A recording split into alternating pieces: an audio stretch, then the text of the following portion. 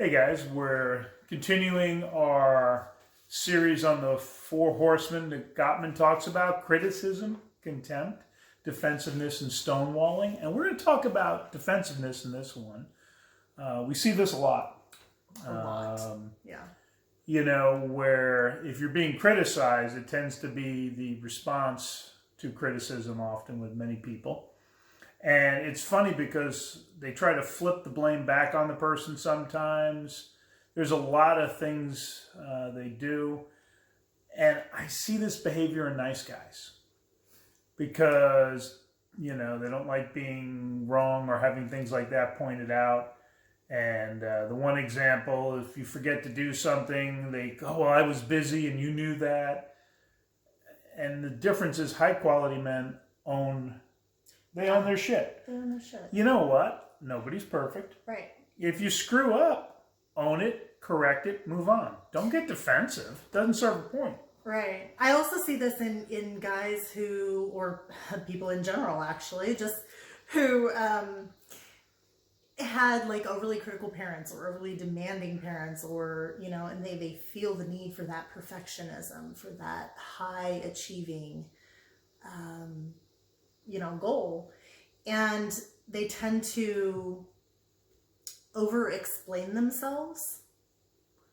So someone comes at them and says whatever, and it sounds like criticism. I've even seen the time that somebody in that mental state will own what they did and then say, but I want you to understand why I did it. And to the partner, that just sounds like an excuse. There should be no but if you're owning it. Right. And they just want to explain themselves, and that turns into defensiveness. Well, and you talked about the perfectionism because of a critical parent or overly critical parent. And if you're feeling you've got to be perfect, again, we know Brene Brown talks about this. That ties into shame. Perfectionism is born out of shame. The reality is, analyze criticism, again, how it's brought to you. Yes. If it's done properly, or, you know, I've seen people get incredibly defensive when a question is, hey, did you do this? Yeah. And they fly off the handle because, again, they're going to the whole shame spiral and all. Yeah. But the reality is they're expecting more criticism for not doing. Mm-hmm. And again, their partner may have gotten into a bad habit of, you know, being very critical. Why didn't you do it this way? Yeah. You know, we see that a lot with, you know, the dishwasher. You didn't load it correctly. What's the rule with the dishwasher? The rule with the dishwasher, which this is so funny because I started doing the dishes over here at one point, and you know, I'm like, I'll do the dishes, just don't criticize me or something like that. Like, don't tell me how to do it. If you don't like how I did it, you can fix it, but wait until I leave. Yeah. You know, the rule is whoever's doing the dishes, they get to decide how it's done. Yeah. It gets done either way. You know, I think the only rule that everyone should recognize is you don't put all the spoons in one of the slots, because they'll nest, and then they don't get clean. Sense.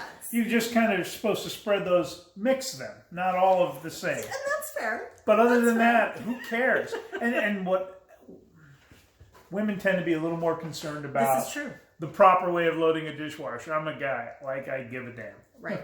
Throw the dishes in, let's, you know. I sort of deliberately do it opposite of what my mom tried to make me do. Oh, I wonder why that might have been. Nothing there we can't dive into. Me.